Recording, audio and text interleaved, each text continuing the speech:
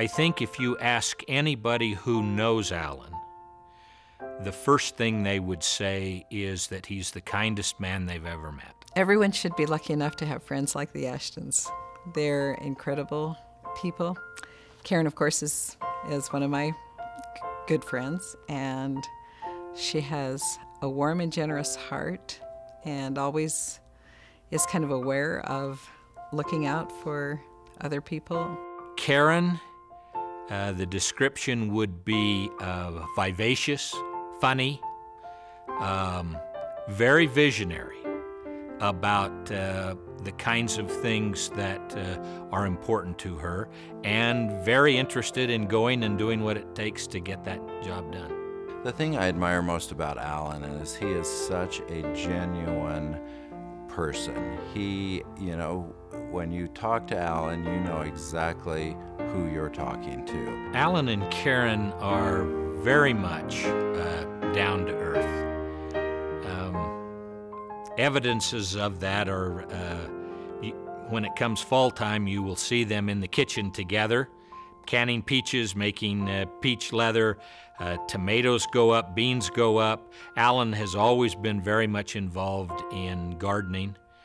But Alan and Karen, neither one have any airs about them. They're always very gracious. They never assume anything. Alan is probably one of the most dedicated and single-minded people you will ever meet. Were it not for his perseverance and his ability to adjust to challenges and so forth, Word Perfect never would have happened.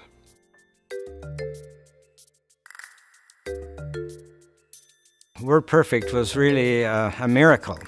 I met Bruce Bastian as a student as I was teaching at Brigham Young University. I had taken an organ, connected it up to a computer, and taken it down to BYU, and he was interested in automating the Cougar Marching Band. So he came to me and asked me about music and computers, and I said that would be a wonderful thing to do, to automate the marching band. Why don't you join the computer science department? There are better jobs in computers than in music. I asked him if he wanted to join me to do the word processing program. And so together we went up against the big guys, against Data General and even IBM. And we kept working and making our word processing system better and better and better. We put our program on the IBM PC, and then we had little brush fires all over the world, here and there, and pretty soon they were raging forest fires, and we found ourselves the top-selling program for the PC, the editing program. And as a consequence, we were able to do very well. We sold to Novell in 1994, and since then I've been able to use some of the resources that we had from that to bring about good things in the Valley. We've supported UVU, at the time was Utah Valley College, and BYU, and the University of Utah, and then a number of other number of things, such as Thanksgiving Point.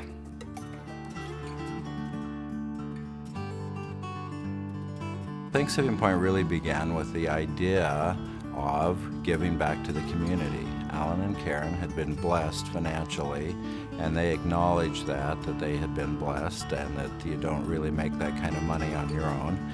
And so coming out of Word Perfect, they had acquired this land kind of in the middle of nowhere at that point, and really wanted to do something with it that would benefit the community. And the idea started with the gardens and then grew from there. I heard that Karen wanted to have a garden there. Well, I thought that meant a couple of acres of flowers. I soon learned that she saw something that I did not see, and she and Alan both have spent the last 12, 13 years trying to realize that dream. After having my 11th baby, and do not ask me why this would happen, But after having that many children, I experienced what's called the postpartum depression. And in that experience, I came to understand how nature works upon us and how good it is for us to be connected with the growth cycle and with the sun coming up and going down every day, and with the assurance that there is a master hand in our lives. And after I passed through that experience, I come into that new understanding. I longed for a garden. It's kind of like our little friend in the secret garden who asked for a bit of earth. Only I asked my husband for quite a bit of earth, and he let me do it. What a great thing. And we wanted to build a place, particularly the garden. I wanted to have the garden be a place with a special feeling of peace and quiet, because not all the hurts in life are visible. She's always loved gardens and flowers and things like that, so maybe this time of darkness was a time to turn that around and really focus on the people around her.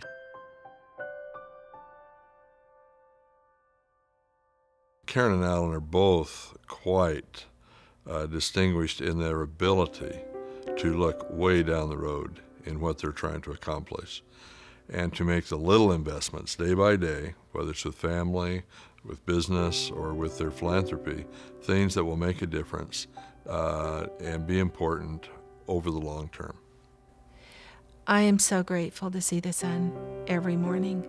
I am so grateful to see the flowers, feel the breeze.